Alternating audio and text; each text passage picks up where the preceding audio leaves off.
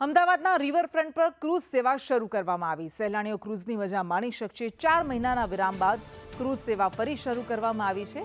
Cruise સેવા માટે online બુકિંગની સુવિધા છે। પ્રથમ વખત જન્માષ્ટમીની ઉજવણી ક્રૂઝ પર થશે। જન્માષ્ટમી પર્વમાં મટકી ફોડ કાર્યક્રમનું આયોજન કરવામાં આવ્યું છે।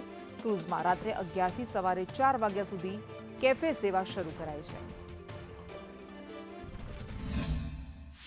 हाँ, बुकिंग शुरू થઈ ગઈ છે અને ખૂબ મોટી સંખ્યામાં લોકો રાતે આવતા પણ થયા છે। સાથે સાથે જે સિંધુ ભવનમાં કે જે એક મોડર્ન વર્ક જે છે, યુથ જે છે, એમને આકર્ષવા માટે રાતનો કેફે પણ અત્યારે રિવર ક્રૂઝ ઉપર ચાલુ થઈ ગયેલું છે। 15મી, 16મી, 17મીની જ્યારે વાત કરીએ તો ખૂબ મોટી સંખ્યામાં લોકો બુકિંગ કરાય છે। ખાસ કરીને યુથે પોતાની પાર્ટીઓ માટે આખી ક્રૂઝ ભાડે લીધેલી છે। જન્માષ્ટમીની વાત કરીએ તો આ વખત અમે કૃષ્ણ જન્મોત્સવ પણ ક્રૂઝ ઉપર મનાવી રહ્યા છીએ, તો એના કારણે પણ ખૂબ ભક્તો ક્રૂઝ ઉપર આવવાની શક્યતા રહેલી છે। રિવરફ્રન્ટ પર મુલાકાતીઓ હવે ક્રૂઝની મજા માણી શકશે। જી હા, હવે એકવાર ફરીથી ક્રૂઝ સેવા શરૂ થઈ રહી છે।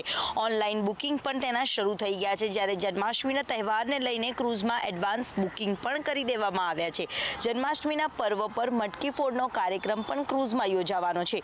ક્રૂઝના કેફેમાં રાત્રે પણ રહેવાનું છે। રાત્રે 11 થી સવારના 4 વાગ્યા સુધી ક્રૂઝ શરૂ રહેવાનું છે। 4 મહિનાથી ક્રૂઝ સેવા બંધ હતી અને જે બાદ હવે સાબરમતીના શુદ્ધિકરણને લઈને ક્રૂઝ સેવા બંધ કરવામાં આવી હતી। જોકે હવે સાબરમતી નદીમાં પાણીની આવકમાં પણ વધારો કરી દેવામાં આવ્યો છે અને ક્રૂઝ સેવા એકવાર ફરીથી હવે શરૂ કરવામાં આવી છે ને જેને લઈને બુકિંગ પણ હવે સતત વધી રહ્યા છે।